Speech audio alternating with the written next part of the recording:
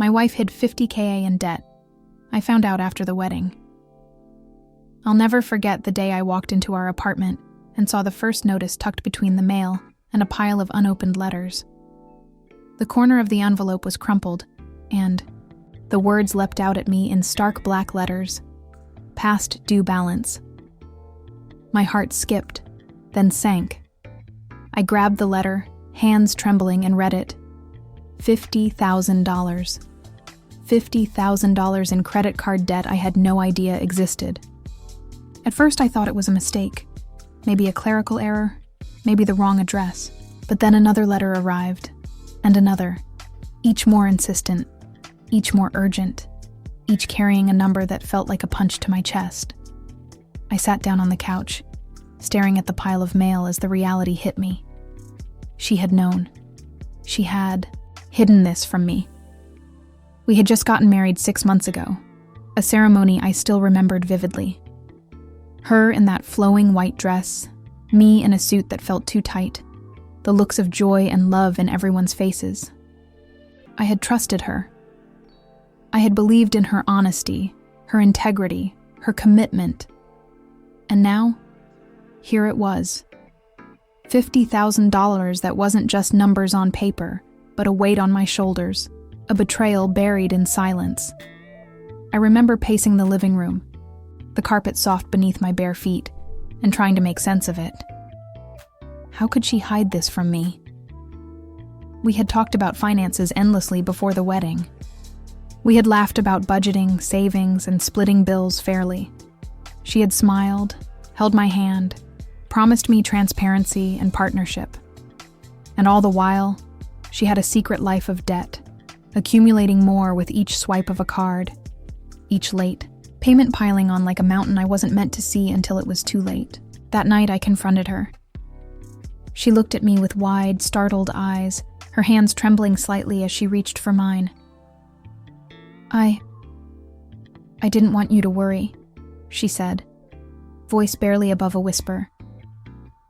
I thought I could handle it before you ever found out. I wanted to scream, to throw the letters across the room, to demand answers. But instead, I felt a quiet rage boiling beneath my skin. A betrayal so sharp, it cut through every memory of our courtship, every promise we had, made to each other. You thought hiding $50,000 in debt was okay? I asked, my voice low, shaking. You thought lying to me for months, maybe years, would just pass? She swallowed hard, looking down, shame written across her face. I didn't know how to tell you. I thought you'd leave me. And in that moment, I realized something I hadn't anticipated. This wasn't just about money. This was about trust, honesty, and the foundation of a marriage I had, believed was solid. It felt like the ground had shifted beneath me, and I was falling, helpless. I spent the next few days in a daze. I pored over our joint accounts, scrutinized every transaction, every bill, every payment. The numbers confirmed it. She had been hiding purchases, balancing accounts secretly, trying to juggle the debt without telling me. I couldn't believe it. I felt foolish, betrayed, heartbroken. Friends who had once looked at our marriage as enviable now seemed like strangers offering advice I didn't want to hear. Some said I should forgive her, that debt happens, that she was trying to be responsible. Others said it was a warning sign, a crack in the foundation that would grow if ignored. I didn't know who to listen to, only that I needed answers. I sat her down at the kitchen table, the morning sun streaming through the blinds, casting stripes across the countertop. Tell me everything, I said, and she did. She cried, shaking, recounting how she had amassed the debt. Unexpected medical bills, some impulsive purchases, the kind of mistakes we all think we can hide until they explode. She admitted that she had panicked, had feared my reaction, and had convinced herself she could pay it off quietly. As I listened, part of me softened, understanding the fear, the shame, the desperation that had driven her to secrecy. But another part of me seethed, How could someone I loved so deeply deceive me, even with good intentions? Marriage, I realized, wasn't just about love or promises. It was about transparency, honesty, and the willingness to share burdens, even when they're uncomfortable. The following weeks were tense. Every bill, every statement, every discussion about money became a minefield. I didn't want to be the angry spouse, the unforgiving one. But I couldn't ignore the reality that $50,000 wasn't a small debt. It was a mountain we now had to climb together. I sat down, made spreadsheets, calculated budgets, cut unnecessary expenses, and made a repayment plan. She promised to follow it, to be honest about every dollar, to rebuild the trust she had broken. But the emotional toll lingered. I found myself lying awake at night, imagining the worst-case scenarios: bankruptcy, repossessions, fights that would never end. Every swipe of a card by either of us felt like a reminder of the betrayal, every email from creditors a punch in the gut. And yet, amidst the anger and disappointment, there were moments of clarity. I realized that our marriage could survive this, but only if we faced it together, fully, without secrets. I learned that love isn't enough. It requires honesty, accountability, and the courage to confront uncomfortable truths. One night, months after the discovery, we sat together on the couch, bills spread out, calculator in hand. She looked at me, eyes red from crying, and whispered, "I'm sorry. I'll do better. I want to do better." I nodded, exhausted, and for the first time in a long while, I believed her. I didn't know if we would fully recover, if the trust could be restored completely, but I knew this. The revelation, though devastating, had forced us to confront realities we couldn't ignore. It had tested the foundation of our relationship in ways love alone never could. And as I looked at her, seeing the fear, shame, and genuine remorse, I understood that forgiveness would be a journey, not a moment. And so we began, cautiously, rebuilding not just our finances, but our marriage. One payment at a time, one conversation at a time, one day at a time. The following weeks were like walking through a storm I couldn't escape. Every day, another letter, another email, another phone call from creditors demanding payment. The stress was suffocating, and I felt it seep into every part of my life. Work, friendships, even our conversations. The apartment, once a sanctuary, now felt like a pressure cooker, each room echoing with silent accusations and unspoken tension. I tried to be calm, tried to keep my voice steady, but the reality was that $50,000 wasn't just a number. It was a looming threat over our future, a mountain that neither of us had anticipated climbing so soon after our wedding.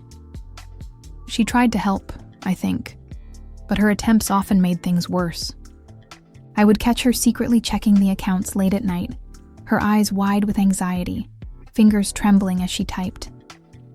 I knew she was terrified, that the debt had become a monster in her mind. And maybe, just maybe, that fear had been why she hid it from me in the first place. But fear didn't erase the betrayal. One morning, I woke up to find another stack of bills on the kitchen counter, more statements than I could count. She was asleep on the couch, exhausted from crying. The night before, I picked up a statement, hands shaking, and felt a flash of anger so intense, I thought it might consume me. How could she not tell me? How could she let this spiral so far out of control that it was now threatening everything we had? I remembered our wedding vows, the promises we had whispered to each other under the soft glow of candlelight, and I felt a deep, bitter twist of irony. Trust, honesty, support. She had violated all three, even if unintentionally. That day, I realized that the fight wasn't just about money. It was about control, honesty, and the fragile balance of a marriage strained by hidden truths. Work suffered too. I couldn't focus, couldn't give my full energy to projects, clients, and deadlines because my mind was constantly running through the numbers, replaying conversations, and imagining worst-case scenarios. Every time my phone buzzed with another email, I felt a knot tighten in my chest. Some colleagues noticed my distracted demeanor, some offered support, some made offhand comments that stung more than they should have. Even our friends seemed to take sides, consciously or not. Some whispered about how I should forgive and move on, while others questioned whether staying married was wise. The isolation was crushing. One night, after an argument about a credit card payment she had forgotten to mention, I stormed out to the local park, letting the cool, night air hit my face. I walked for hours, replaying everything that had happened, from the discovery of the debt to the sleepless nights and fights. I realized that the marriage I thought I knew was a fragile illusion. Love alone wasn't enough. Trust had been broken, and rebuilding it was going to take more than apologies. It was going to require action, consistency, and an unflinching willingness to face uncomfortable truths together. Eventually, we decided to bring in a financial counselor, someone neutral to guide us through the process. Sitting in that small office, surrounded by charts, ledgers, and whiteboards covered in numbers, I felt a strange mixture of relief and vulnerability. The counselor helped us break the debt into manageable chunks, prioritize payments, and plan for emergencies. She also forced us to communicate, to lay bare our fears, expectations, and frustrations. Those sessions were brutal, emotionally draining, but they were necessary. Slowly, we began to make progress. Months passed, and the debt started shrinking. Every payment was a small victory, a tangible sign that we could overcome the consequences of secrecy. She became more transparent. I became more forgiving. And the communication between us, though fragile, began to rebuild. But the emotional scars remained. I couldn't shake the sense of betrayal, and she carried the weight of guilt and shame. Every argument, every disagreement was tinged with the memory of what had been hidden, reminding us that trust, once broken, doesn't heal overnight. Through this struggle, I learned hard lessons about marriage, honesty, and responsibility. I learned that love without transparency is fragile. I learned that secrets, even with good intentions, can destroy what you've built together. And I learned that rebuilding trust is a slow, painful process, one that requires unwavering commitment from both partners. By the time the first anniversary of our wedding rolled around, we had paid off a significant portion of the debt. Sitting together in the quiet of our apartment, the city lights shimmering through the window, I realized that while the past months had been some of the most challenging of my life, they had also been some of the most formative. We had faced a storm together, survived it, and emerged more aware of the fragility and resilience of our relationship. And while forgiveness and trust were still works in progress, I could see glimmers of hope, proof that honesty, effort, and commitment could slowly repair even the deepest wounds. The next few months felt like walking a tightrope over a chasm I couldn't see the bottom of. Every interaction, every conversation, every minor disagreement seemed amplified by the shadow of the debt that still loomed over us. Even though we were making payments and had started rebuilding some semblance of financial stability, the trust between us remained fragile, like thin ice over dark water. I found myself double-checking every bill, every purchase, every withdrawal, my mind constantly calculating, predicting, anticipating potential mistakes or hidden surprises. She noticed, of course. Sometimes she would flinch when I asked questions. Other times she would get defensive, and occasionally the silence between us stretched so long that it felt suffocating. One evening, after another long day at work, I came home to find her sitting on the couch, staring at her phone. I could see the tension in her shoulders, the anxiety in her eyes. I knew immediately that she had hidden something again. My heart sank before I even asked. "What is it?" I said quietly, trying to keep my voice calm, though the tightness in my chest betrayed me. She hesitated, biting her lip, eyes darting away. It's nothing, she whispered, but I could see the lie in her trembling hands. I felt a surge of frustration and betrayal wash over me. I wanted to scream, to throw things, to demand the truth. But I also knew that losing my temper wouldn't fix anything. Instead, I sat down beside her, forcing myself to breathe and focus. "We can only get through this if we are honest," I said firmly. "Every single time, no more secrets." She nodded slowly, tears welling in her eyes, and finally confessed that she had forgotten to disclose a small medical bill she had paid off using a credit card that wasn't in our joint account. It was minor compared to the $50,000 we had already dealt with, but the principle was the same. I realized then that rebuilding trust wasn't just about clearing the debt. It was about dismantling the habits and fears that had caused her to hide it in the first place. Over the next weeks, we agreed to hold weekly financial meetings, reviewing every payment, every charge, every plan for upcoming expenses. At first, it felt awkward and forced. We would sit across from each other at the kitchen table, calculators and spreadsheets laid out, and I could see the tension radiating from both of us. But slowly, it became a ritual, a necessary act of transparency that, paradoxically, brought us closer. I began to see glimpses of the person I had fallen in love with, the one who laughed easily, who cared deeply, who wanted to do right, but had been consumed by fear and shame.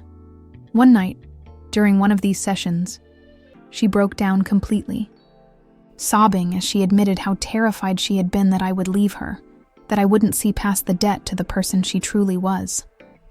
I reached across the table and held her hands, feeling the warmth, the fear, the desperation. "I won't leave," I said quietly. "But you have to meet me halfway. No more hiding, no more secrets." She nodded through her tears, and for the first time in months, I felt a flicker of hope. But hope didn't erase the tension. A few weeks later, a more serious test arrived. I received a call from the credit card company warning that a payment had been missed, that late fees were accumulating, and that if we didn't act immediately, the account would be sent to collections. I called her, and she admitted she had forgotten, overwhelmed by the daily stress of balancing work, bills, and the weight of the previous debt. I felt my anger rise, the old frustration and betrayal threatening to consume me. But instead of yelling, I forced myself to breathe, to focus, to think rationally. We handled the payment together, making a plan to ensure it wouldn't happen again. But the incident left a lingering tension, a reminder that trust could be shattered in an instant if vigilance faltered. Around the same time, family and friends started weighing in more heavily, offering unsolicited advice, judging our actions, and sometimes making comments that cut deeper than the debt itself. Some suggested I should have left, that I had been naive, that hiding such a massive debt was unforgivable. Others praised our efforts to rebuild, but even their words carried an undercurrent of doubt. The pressure felt relentless. Every interaction became a test, every decision a potential trigger for arguments or resentment. One particularly tense evening, we got into a heated argument over an unexpected expense, a car repair that neither of us had anticipated. Voices were raised, doors were slammed, and I felt the old rage and sense of betrayal rise up. Through therapy, we started rebuilding not just our financial foundation, but our emotional connection. We learned strategies to communicate effectively, to rebuild trust, and to manage stress without letting it dominate our lives. It was a slow, painstaking process, but the progress was real. One evening, months after the discovery, we sat together on the balcony, the city lights glittering below, and she turned to me, tears in her eyes, and whispered, "Thank you for not giving up on me." I felt a swell of emotion, remembering the long nights, the arguments, the panic, and the relentless pressure. I squeezed her hand and whispered back, I'm not giving up on us. But we have to keep fighting together. In that moment, I realized that surviving this crisis had changed us. We were no longer naive newlyweds blissfully unaware of the complexities of life and finances. We were partners, battle-tested and scarred, but capable of facing challenges, together. I understood that the debt, though terrifying, had forced us to confront our weaknesses, fears, and communication gaps in ways that might have been impossible otherwise. While the shadow of betrayal lingered, it was slowly replaced by a cautious, hard-earned hope that we could rebuild, stronger and more aware of the value of honesty, transparency, and shared responsibility. The months that followed were not perfect. There were setbacks, moments of tension, and reminders of the fragility of trust. But there were also victories, paying off large chunks of the debt, celebrating small financial milestones, and rebuilding a sense of security together. And through it all, I realized something profound. The most difficult battles often teach the most important lessons. I had learned that forgiveness is a process, that trust must be nurtured continuously, and that love without transparency and accountability cannot survive. As we approached our second anniversary, the debt was almost gone, the financial chaos contained, and the emotional scars beginning to heal. Sitting together, holding hands and reflecting on the journey, I felt a mix of exhaustion, relief, and cautious optimism.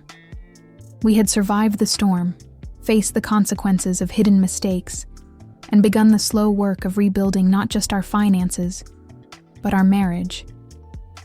And as I looked at her, eyes glistening with tears of remorse and gratitude, I understood that the journey ahead would still have challenges, but that together, we had learned to navigate even the darkest storms.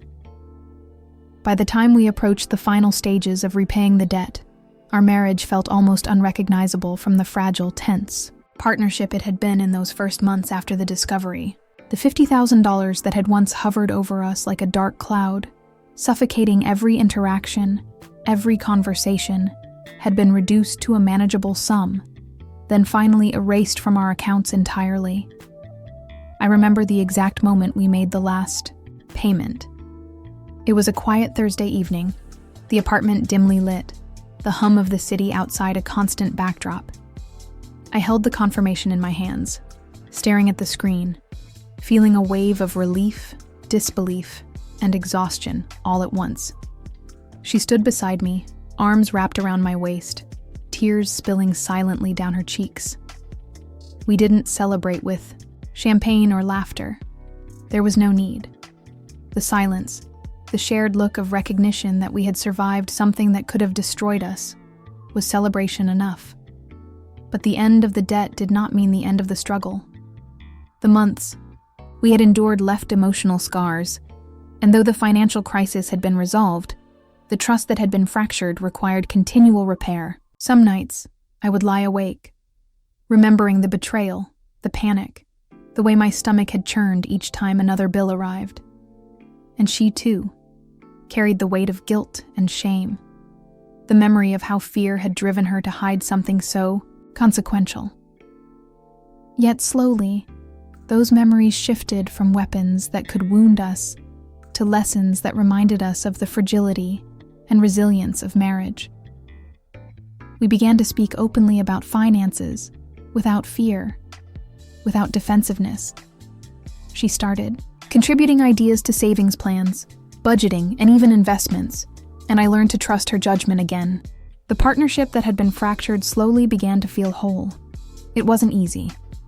Old habits and fears resurfaced occasionally, a missed payment, a forgotten transaction. But instead of spiraling into arguments or resentment, we handled them as a team. I realized that trust wasn't a switch that flipped back on. It was a muscle that had to be strengthened with consistency, honesty, and mutual effort. The most profound change, though, was in how we communicated. Arguments that would have once escalated into weeks of tension became opportunities for understanding. We learned to express frustration without judgment, to ask questions without suspicion, and to listen without planning our counter-arguments. Each small victory reinforced the bond that had been tested so severely. Family and friends noticed the transformation too. Some expressed relief, others cautious admiration. Even my father, who had been a steady voice of reason during the crisis, remarked that he had never seen me handle adversity with such calm and resilience. He said, "You survived the storm without losing yourself or her. That's rare." And I knew he was right. Surviving the storm had changed us both, but it had also revealed strengths we hadn't known we possessed. Beyond finances, the experience had forced us to confront other vulnerabilities in our marriage. The way we handled stress, the assumptions we made about each other, and the unspoken fears that had lingered beneath the surface. Facing the debt together had become a catalyst for deeper intimacy, a forced reckoning with ourselves and each other that would shape our marriage for years to come. I began to notice small changes in her demeanor. The way she would pause before making purchases, the way she consulted me on decisions large and small, the newfound confidence in managing our joint finances. And I, in turn, found myself more patient, more attentive, and more aware of my own expectations and reactions. Trust, I realized, is not simply given or withdrawn. It is constantly negotiated, rebuilt, and reinforced. One afternoon, months after the discovery, we decided to revisit the apartment where we had first discovered the letters, the place where our marriage had been tested so brutally. Walking through each room, I couldn't help but recall the panic, the arguments, the sleepless nights, and the tears. It was painful to remember, yet somehow cathartic. We laughed quietly about some of the smaller arguments, marveled at the progress we had made, and reflected on how far we had come. That day, I felt a sense of closure, a recognition that while the past could never be erased, it had shaped us into a more resilient, aware, and connected couple. But even as the financial storm passed, life continued to throw challenges our way. Work pressures, health scares, and family obligations tested our patience and unity. Yet the lessons we had learned through the debt crisis provided a foundation for navigating these new trials. We had learned to face adversity together, communicate openly, and support each other without judgment. The experience also forced me to reevaluate my own expectations and assumptions. I realized that love without honesty is fragile, that fear can drive people to secrecy, and that forgiveness is not a single act, but a continual process of understanding, patience, and empathy. I had been angry, betrayed, and heartbroken, but I also recognized that holding on to resentment would only perpetuate pain. Choosing to rebuild, to trust, and to grow together was not easy, but it was necessary. In the months and years that followed, we created new rituals to strengthen our bond. Weekly financial check-ins evolved into broader conversations about goals, dreams, and fears. We started saving for trips, investing in experiences rather than possessions, and finding ways to support each other's personal growth. Each step forward was a deliberate choice to prioritize transparency, communication, and partnership. I also began documenting our journey, not as a way to dwell on the past, but as a record of the resilience we had cultivated. I wanted to remember the pain and the struggle, but also the triumphs and the lessons. Writing it down helped me process the emotional fallout, appreciate the progress, and prepare for any future challenges. Looking back, I realized that the $50,000 debt, though terrifying and destructive at first, became a crucible that forged a stronger, more aware marriage. It forced us to confront fears, rebuild trust, and learn the hard truths about love, honesty, and partnership. We emerged scarred but stronger, carrying the lessons forward with cautious optimism and hard-earned wisdom. And while the shadow of betrayal will always linger in memory, it no longer dominates our lives. Instead, it serves as a reminder that, even in the darkest moments, transparency, accountability, and mutual effort can restore what was once broken. Sitting together now, reflecting on the journey, I can see the growth in both of us, the resilience we never knew we had, the ability to face adversity together, and the understanding that a marriage is not simply love, but the daily, sometimes painful work of trust, honesty, and partnership. We survived the debt. We survived the betrayal. And in surviving,